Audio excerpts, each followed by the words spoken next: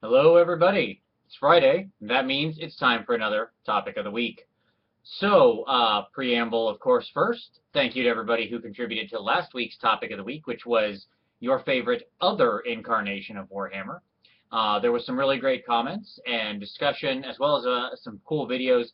And I want to give a special shout out to Hooves of Doom, who made an hour-long video on Hero Quest, which is a just landmark game from my perspective, and I think it is worth every minute of watching that video. If you are around my age group and you played Hero Quest, it will be a wonderful dip in the warm waters of nostalgia.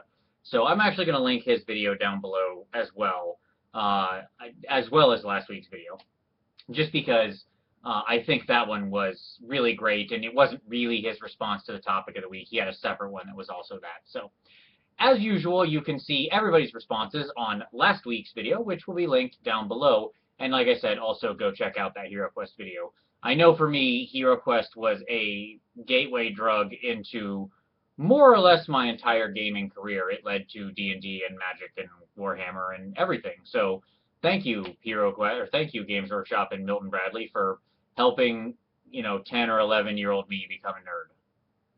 Appreciated. So let's move on to this week's topic of the week. And for this week, we're going to get a little crunchy. What I'd like to talk about this week is rules changes, but in a very particular way. So obviously with Age of Sigmar, we had a whole lot of rules changes, but this isn't the first time that we in this game have experienced changes in rules, some of which can be quite significant.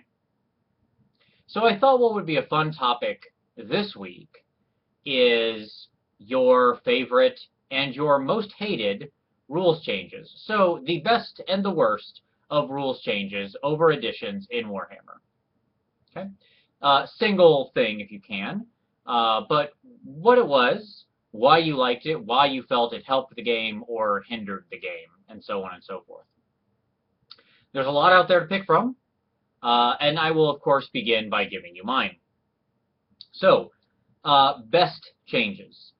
My favorite change that was done, as in the rules, I think probably over all of it, was pre-measuring.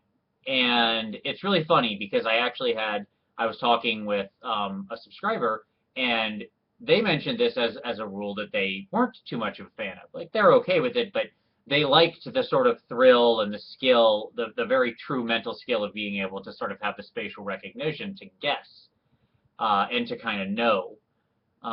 For myself, and by the way, I certainly didn't suck at that. I played Empire for plenty of years, not to toot my own horn, but I was decent enough with an Empire cannon across the table at an angle. But I still loved pre-measuring, and that is because I think the reason that I really loved it the most is because it stopped arguments. And I think this was its real value. I certainly agree that there are downsides to it, such as the loss of that very sort of strange adjacent soft skill, which was a real serious skill. And there are other benefits I'm not talking about, but to me, the biggest benefit, certainly at my table, was the lessening of the arguments. Because before you take the action, you can pre-measure it out and go, I think this is 11 inches. Does this look like 11 inches to you? And then the person can say, yeah, that's fine, or I think it's 12, and you can have a discussion before there's anything on the line, right? Because the difference in the intensity of the conversation when no action has yet been taken and the conversation after the action has been taken and you're committed, and now whether or not you win the game is based on you completing this charge, which may or may not be off by a 16th of an inch. I have seen good friends who would probably take a bullet for each other nearly come to physical blows over a 16th of an inch. You may insert your jokes here.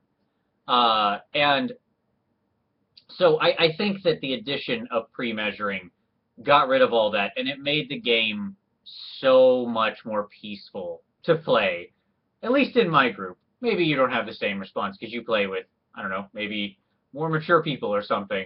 But I will say that I don't think that's really what it is. I know I probably got upset a bunch of times too. because it's an easy thing to just feel bad about, and you're there, you're in the heat of the moment. Pre-measuring cuts it all out. I certainly complained plenty of times. So that's my best rules change. Now for my worst. My worst rules change was the change of the way the banner, your army standard bearer worked, especially going into 8. I despised his ability to let you basically re-roll every leadership check. Because with that one single small change, just so much was invalidated.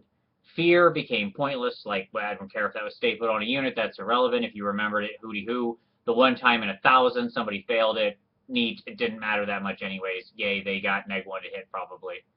Woo! Units in general, unless the general was dead or the standard bearer was dead, were more or less, just very hard to break, especially when this combined with Steadfast and just made it so things never ran. Battle lines just were solid. It was certainly a hard swing from 7th edition where units could just explode very suddenly because of casualties on a charge. But I think it swung back too far. The other thing I didn't like was that it encouraged a very boring playstyle. There are some armies that can exist without the bubble, certainly. But the fact that I can say the bubble, and you know what I mean, is exactly what I'm talking about.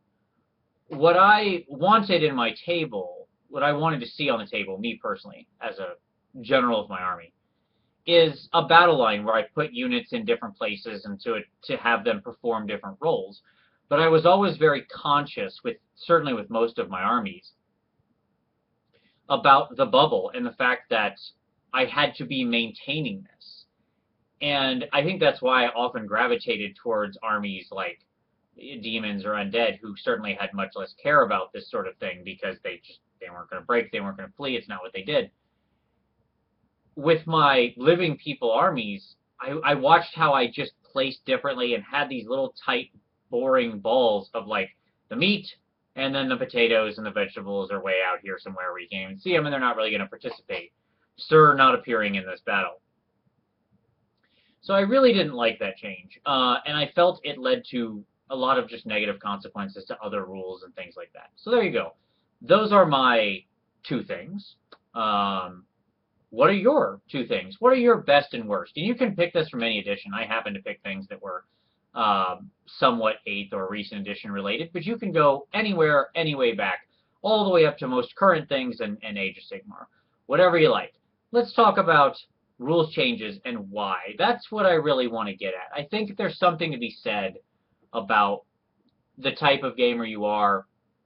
Obviously, I'm very interested in this right now because I just put up the psychographic profile video, but I think it says a lot about you of how you view a particular rule, because it's hard in most cases to say a rule is good or bad, but I think it's easy to say you don't like a rule, or you do, and I think when you're making that statement, you're saying a lot about who you are as a gamer and the type of game you want.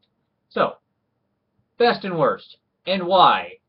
There you go. That's this week's topic. Hope to see some good discussion. Hope to see some great videos. As always, you can put your comments down below. I will respond to everything. And as always, thank you, everybody. Thank you to everybody who contributes, whether in comments or videos. And as always, we'll see you next time.